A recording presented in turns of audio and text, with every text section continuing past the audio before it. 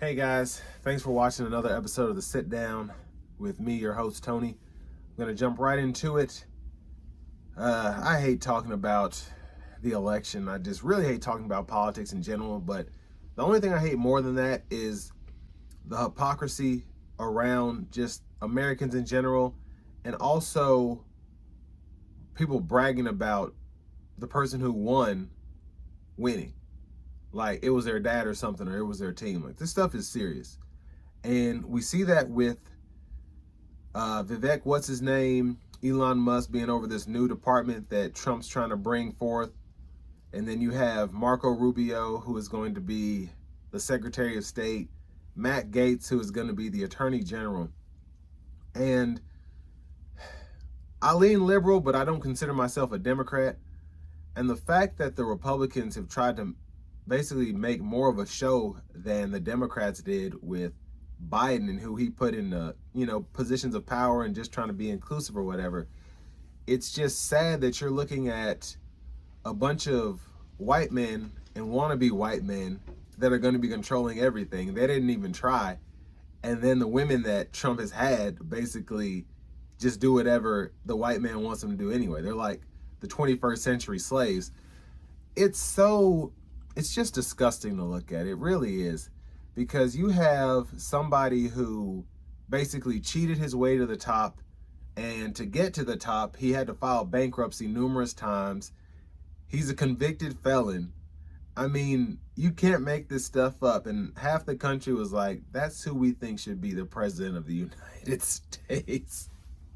Just talking about it, it literally cracks me up, but it's not funny because it's very sad that people saw him and they were like, let's pick him over a woman, a vice president who was appointed to be the vice president. It's not like she went out there and took it, but she's just so qualified for the job. And you can say what you will about her track record in terms of being in the Justice Department, whether that was in California, federally, whatever. But this is somebody who literally can hold a sentence without talking trash about somebody else who's minding their own business. And it really goes to show that the president-elect, as much as I don't like him, he's a smart guy.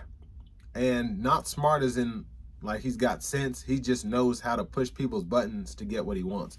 That's how he's stayed relevant for the past 30, 40, 50 years. Just by getting people's faces, knowing what they want to see, knowing what they want.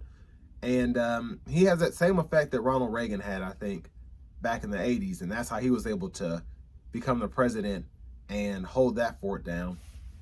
But again, it's sad the situation that we're in, because you're just seeing all the people that like to kiss Donald Trump's butt being put in positions of power.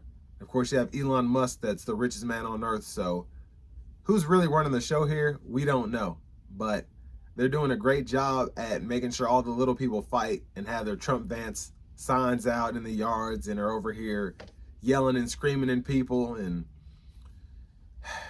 people just aren't following the bouncing balls, looking at facts, listening to the real news, doing research. They're just over here saying, oh, Biden's the one who caused inflation. Yeah, okay. Look at the facts. Look it up. You can literally look this up on the internet and just put, who caused inflation? And when you look at that, you'll get your answer. So I'm not going to say who caused inflation, but we definitely know at least a couple of people who didn't help. But that's just my take on it.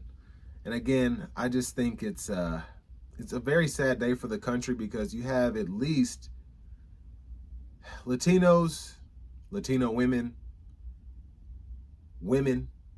that voted for this man, and he's going to make sure that you have the worst 4 years of your life. But because you think a certain way and you choose not to believe certain things, you're going to tell yourself, oh, this is the best 4 years of my life, if you make it that far, depending on what happens. We do have someone with fascist tendencies that is going to be taking over the White House. We have a cabinet with fascist tendencies that's going to be taking over the White House. And meanwhile, people were complaining about Joe Biden wanting to make us a communist state. It's ridiculous. But that's my take for right now. Thank y'all for watching the Sit Down. I'll catch you on the next one.